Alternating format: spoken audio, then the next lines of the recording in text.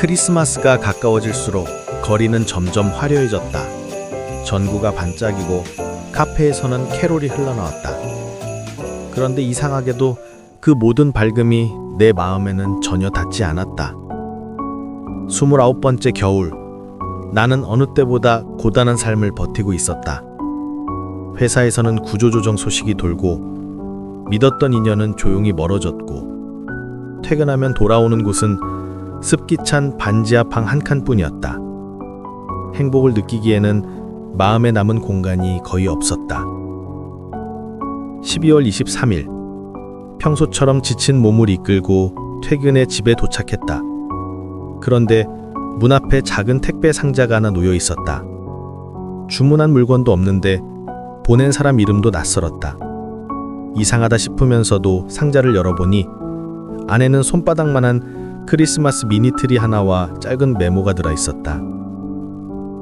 조금 힘들어 보였어요. 이 작은 불빛이 당신 마음에도 닿으면 좋겠습니다. 순간 심장이 쿵 내려앉는 느낌이 들었다. 누가 보낸 걸까? 복도 끝을 둘러보고 위층 계단도 올려다 봤지만 사람은 아무도 없었다. 반지하 방으로 들어와 멍하니 서 있다가 결국 그 미니트리를 책상 위에 올려두고 콘센트에 플러그를 꽂았다. 따닥 하는 소리와 함께 작은 불빛들이 켜졌다. 습기 섞인 차가운 공기를 뚫고 반지하 방 한가운데에 조용히 불이 번졌다. 별것도 아니었다. 싸구려 같아 보이는 작은 틀이 하나였을 뿐인데 그 순간 방 안의 풍경이 달라 보였다. 희미한 불빛이 벽에 닿고 창문에 비친 내 모습이 어쩐지 덜 초라해 보였다. 그리고 이유도 모른 채 눈물이 뚝 하고 떨어졌다. 누군가 나를 본다는 느낌. 내 하루를, 내 힘듦을 누군가 알고 있다는 것. 그게 이렇게까지 사람을 흔들어 놓을 수 있다는 걸 그날 처음 알았다. 다음날 회사에서는 결국 구조조정 명단이 발표됐다. 이름을 확인하는 순간 다리가 풀릴 것 같았다. 아무렇지 않은 척 자리를 정리했지만 사람들 없는 구석 계단에 앉자마자 눈물이 쏟아졌다. 나는 왜 항상 안 되는 쪽일까? 왜 나만 여기서 밀려나는 걸까? 머릿속은 금세 자책과 두려움으로 가득 찼다. 핸드폰 화면을 켰을 때 어제 봤던 그 메모가 떠올랐다. 조금 힘들어 보였어요. 이 작은 불빛이 당신 마음에도 닿으면 좋겠습니다. 그 문장이 이상하게 계속 머릿속을 맴돌았다. 집에 돌아왔을 때 문 앞에는 또 다른 무언가가 놓여 있었다. 이번엔 작은 보온 텀블러와 비닐에 정성스럽게 포장된 쿠키, 그리고 다시 한 장의 메모가 들어 있었다. 오늘도 버티시느라 정말 고생 많았어요. 순간 숨이 막혔다.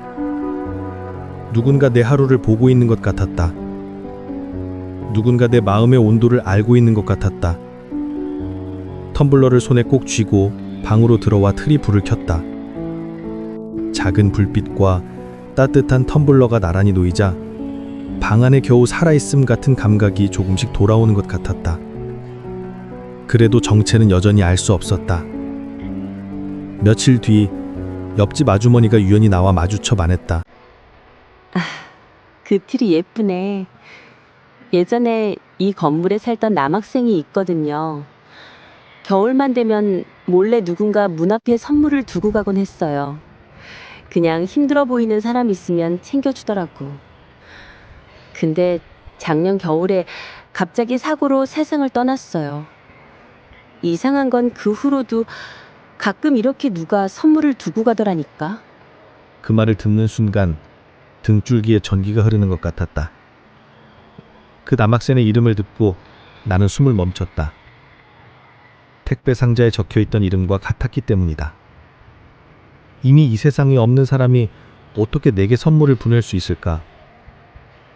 머릿속이 복잡해졌다. 12월 크리스마스 아침. 문 열기 전부터 이상하게 심장이 빨리 뛰었다. 문 앞에는 이번에 조금 더 큰 상자가 놓여 있었다. 상자 안에는 털장갑과 머플러, 그리고 봉투 하나가 들어 있었다. 봉투를 뜯기니 길지 않은 편지가 나왔다.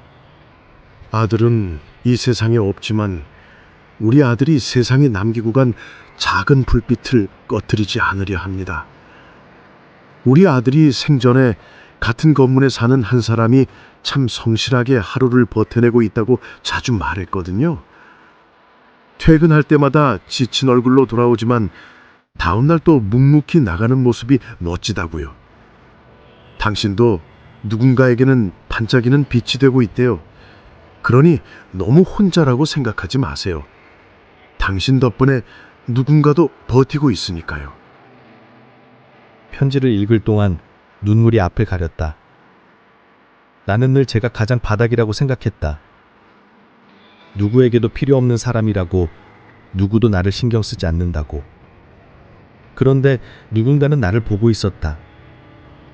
내가 쓰러지지 않고 다시 일어나는 모습을 누군가는 멋지다고 말하고 있었던 것이다. 그 사실만으로도 지금까지 버텨온 모든 계절이 조금은 달라 보였다. 그날 밤 나는 틀이 불을 끄지 않았다. 작은 전구들이 밤새도록 방 안을 비췄다. 전기세가 조금 더 나와도 상관없었다. 그 불빛은 단지 장식이 아니라 누군가의 마음이 담긴 온겨처럼 느껴졌다. 나는 처음으로 크리스마스를 향해 조용히 인사를 했다. 올해 내 옆을 지켜줘서 고마워요. 시간은 흘러 1년 뒤 나는 새 직장에서 일하고 있었다. 여전히 완벽한 삶과는 거리가 멀었지만 예전보다 조금 더 단단한 얼굴로 겨울을 맞이했다. 그리고 올 12월 회사 근처에서 학교를 마치고 집으로 가는 듯한 한 여학생을 보게 되었다. 낡은 패딩에 커다란 가방을 맨 채 나와 같은 반지하 골목으로 내려가는 뒷모습이었다. 아무 말도 하지 못하고 그냥 지나쳤지만 밤이 되자 그 아이 얼굴이 계속 떠올랐다. 작년에 나와 너무 닮아 있었기 때문이다. 결국 나는 작은 미니트리를 하나 샀다. 포장지에 조심스럽게 싸고 짧은 메모를 썼다. 조금 힘들어 보였어요. 이 작은 불빛이 당신 마음에도 닿으면 좋겠습니다. 그날 밤 나는 조용히 그 아이 집 앞에 상자를 두고 벨을 누른 뒤 서둘러 계단을 올랐다. 복도 끝에서 살짝 내려다보니 문이 열리고 작은 손이 상자를 들어올리는 모습이 보였다. 내가 그랬듯이 그 아이도 아마 혼란스러워하겠지. 그리고 언젠가 이 순간을 기억하게 되겠지.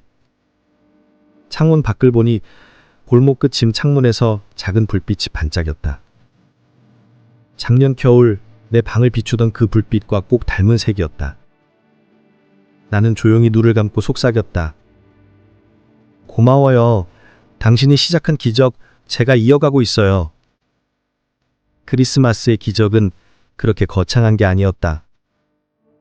거대한 선물도 영화 속처럼 눈부신 사건도 아니었다. 그저 겨우 버티고 있는 누군가에게 당신을 보고 있어요. 당신은 혼자가 아니에요. 라고 말해주는 마음이었다. 그리고 그 마음은 누군가의 겨울을 살리기에 충분히 따뜻한 온도를 가지고 있었다. 그해 겨울 나는 알게 되었다. 기적은 하늘에서 떨어지는 게 아니라 사람과 사람 사이에서 조용히 건네지는 것이라는 걸. 여러분은 주인공에게 공감하시나요?